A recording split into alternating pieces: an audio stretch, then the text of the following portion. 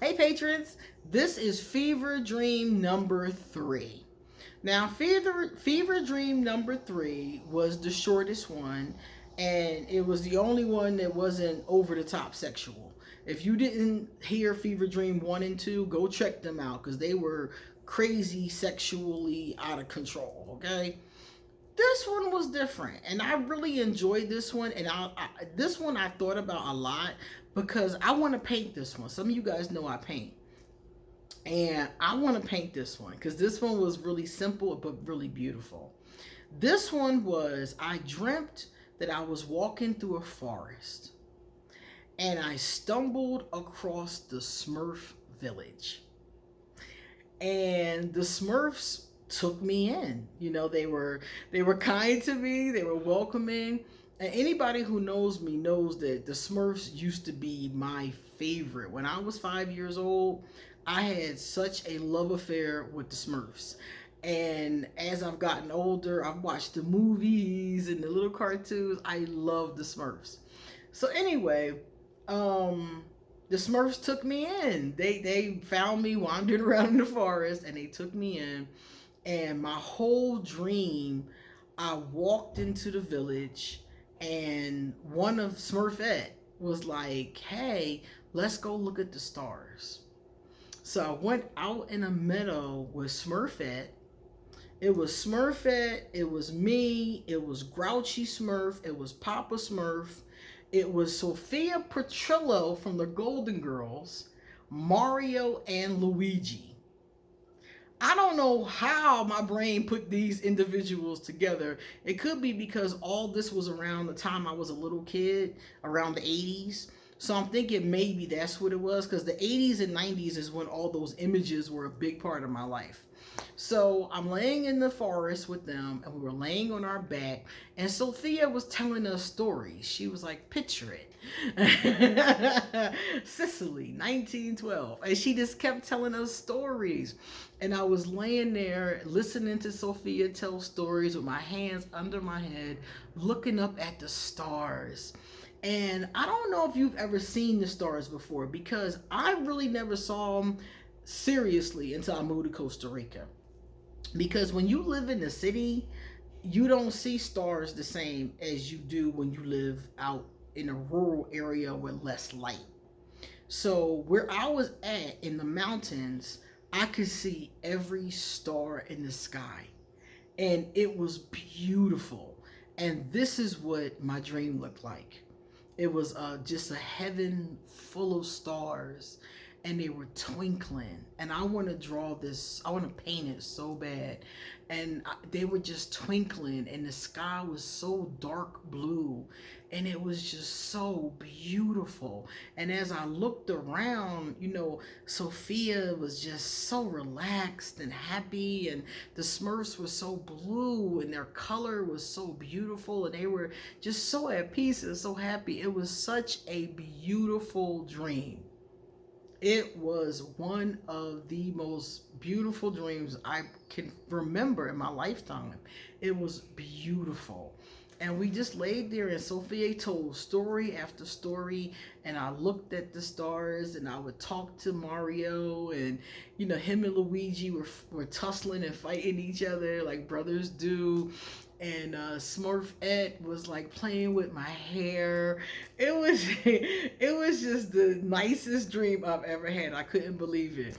I don't know what that was about. You know, I just found out that when people have fever dreams, that they have a tendency to see all kinds of wild stuff. And for me, that was it. You know, another thing that happened during this time is I saw my grandmother. So I don't know. At the time that I was going through what I was going through, I couldn't tell the difference between my mind playing tricks on me and spirituality. Because normally I can tell if it's an angel or an ancestor. I can feel the goosebumps. I can tell, you know, between my imagination and something really being there. At this time, I really couldn't. So I don't know if she was really here, which could be the case as I've seen her before, or if my brain just conjured her because I was having, this fever. But one night, right around the time of the Smurf dream, I woke up and she was sitting on my bed. And I looked at her and I was really sick. At this point, I didn't know how sick I was. I was very sick, but I didn't know how sick until like the next day. And because I had to go to the doctor and they did the blood work and stuff like that. So I didn't know right away. But this particular night, I was really kind of fearful because I thought I might be worse than I was. And I said to her, I'm not ready to go. I want to help more people. There's more stuff I want to do. I'm not ready to go yet. I thought she was coming to get me, And I was like, nope. Love you, but not now. And she smiled at me and she said, keep fighting. Keep fighting. And she just said it, like 3 or 4 times, keep fighting. You're going to be okay. Keep fighting. And I was like, okay. And I woke up. And when I woke up, I was like, okay, all right. And her voice saying that to me told me that as long as I fought, I was going to make it. And then the next day, I found out that I wasn't dying, which is what it felt like. I swear that's what it felt like. But that I had an infection. And the infection was pretty aggressive and pretty serious. It's the kind of thing that could kill you eventually, but not right away. You'll have a little bit of time, because my doctor told me that, because I was telling him how bad I feel and my symptoms and things like that, and he was like, you feel worse than what is going on, because he said that the way I described it, he thought I was dying. And he was like, looking at your blood work, you feel way worse than what's going on. What's going on is serious, but you're not knocking on heaven's door. You down the street from heaven, you're not at the door. So I was like, okay, that made me feel a lot better. But when I saw my grandmother, I wasn't quite aware, but it seemed like she was. Like keep fighting, you're gonna be okay. And so those are my fever dreams. Those are, the one with my grandmother was different than the other ones. That's why I'm not quite sure what it was, because the other ones were so bright and so vivid, And with her, it wasn't like that. It was just, it was in the dark, I had a candle lit next to the bed. It was lit on the altar, and I could see her, and I could see, I could see her image, but it wasn't bright and colorful like the other fever dreams were.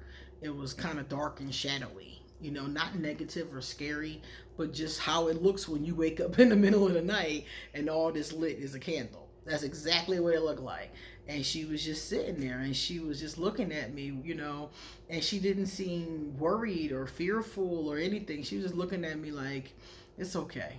My grandmother was a very jovial person, and she was always cracking jokes like I am all the time. It's one of the things that, we're a lot alike in that way.